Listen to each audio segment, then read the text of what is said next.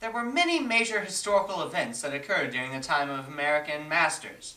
Early on, the young United States established the Bill of Rights in 1791. The increased demand for cotton led to Eli Whitney's creation of the cotton gin in 1794. Whoa. We've already heard it already. Just get on with it. Emily Dickinson's Because I Could Not Stop for Death demonstrates Dickinson's acceptance of death as a natural aspect of life which should not be feared. The textbook sums it up pretty well when it says, "Dying is compared to an unexpected ride in a horse-drawn carriage." This work also demonstrates Dickinson's secluded nature.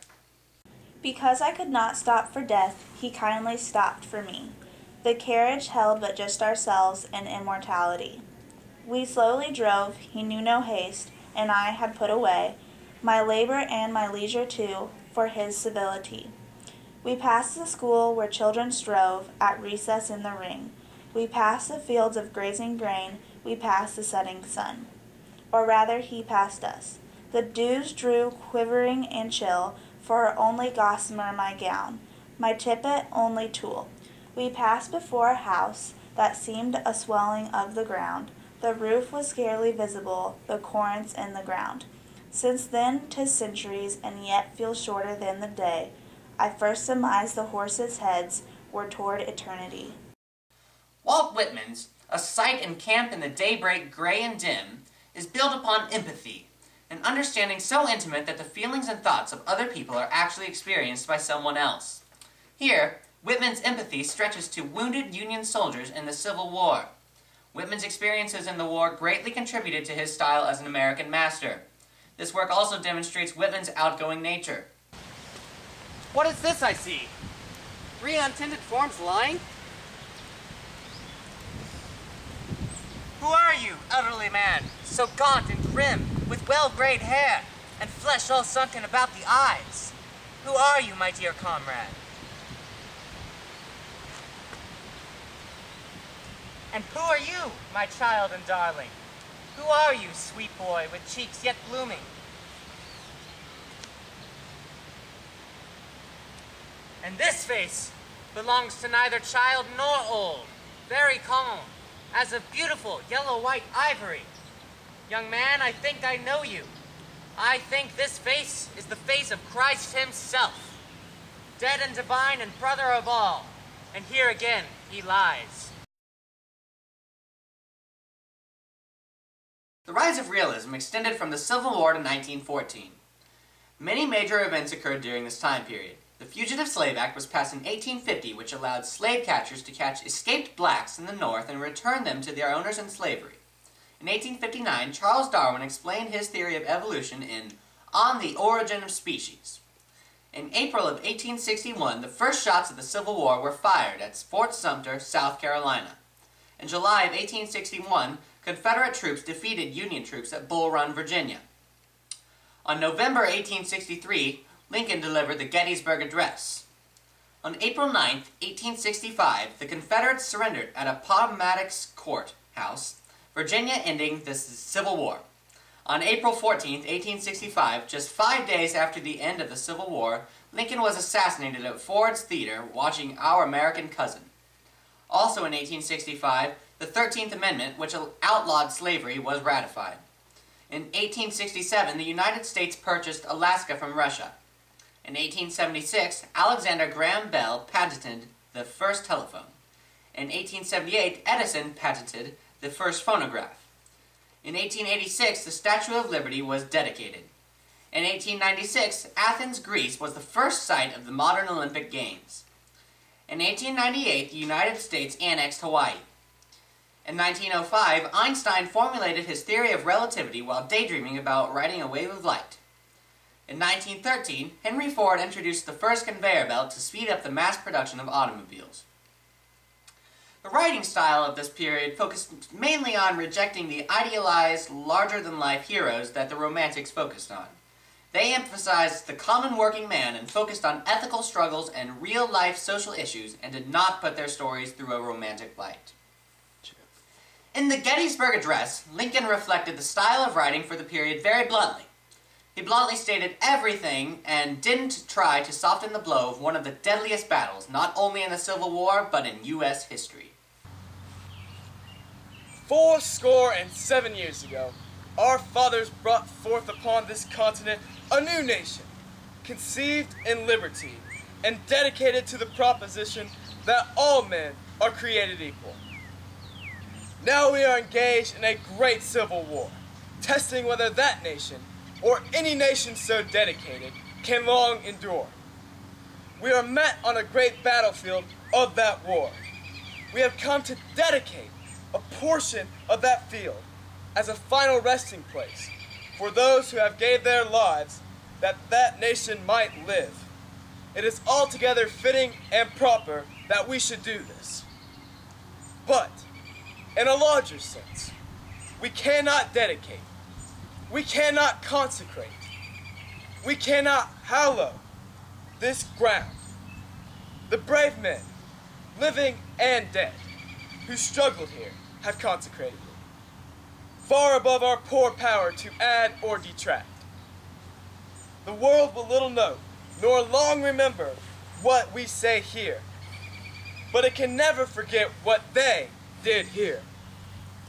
It is for us to live in, rather, to be dedicated here to the unfinished work which they who fought here have thus far so nobly advanced. It is rather for us to be here dedicated to the great task remaining before us, that from these honored dead we take increased devotion to that cause for which they gave the last full measure of devotion, that we here highly resolve that these dead shall not have died in vain, that this nation, under God, shall have a new birth of freedom, and that government of the people, by the people, for the people, shall not perish from the earth. In this poem, Robinson did a great job of reflecting the time period's literary focus. He focused on a real social issue that some people face, which is one of the strongest indicators of a realistic writer. By focusing on the alcoholism of Miniver, Robinson brought out the essence of realism, but Miniver's dreams also brought a touch of romanticism to the poem because they were very fanciful and included many allusions to times covered in fairy tales. Set 'em up and I'll knock 'em down. What'll it be, Mike? I don't usually drink water, but when I do, I prefer Fanta. Enjoy. Stay thirsty, my friends.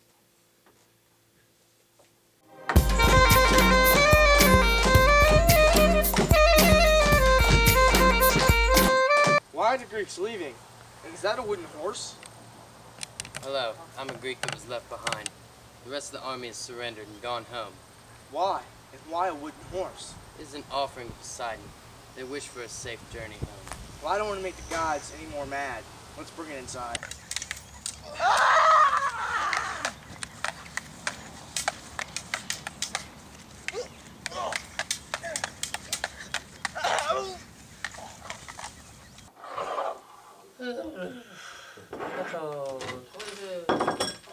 Ooh, cool phone. Hello, That's everyone. cool. There's this guy at my bar and he's kind of freaking me out. He's been drinking I a lot need and he some won't more stop of talking this. to the wall and the other objects around the bar.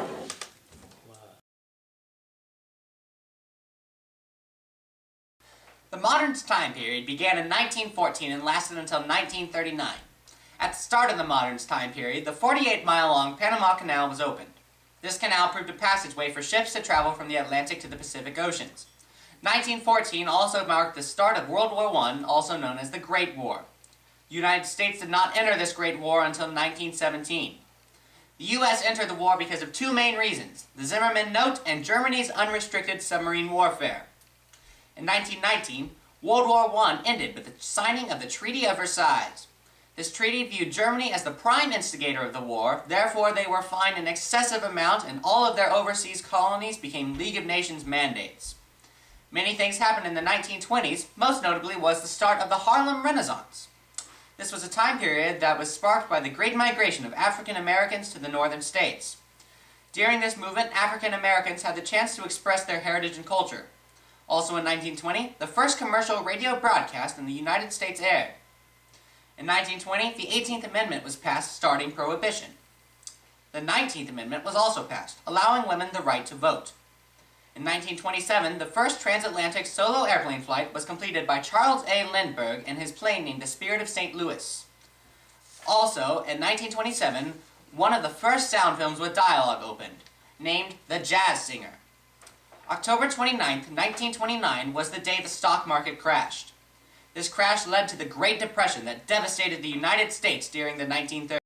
In 1930, Mohandas Gandhi led a protest against a British salt tax in India. Gandhi's movement was primarily based on the idea of nonviolence and civil disobedience. In 1933, Franklin D. Roosevelt became president. Also in 1933, Adolf Hitler came to power in Germany as the Nazi leader. In 1935, the Social Security Act was instated. This act helped provide a steady income for retired workers of the age of 65 and above. In 1937, Amelia Earhart disappeared while flying around the world.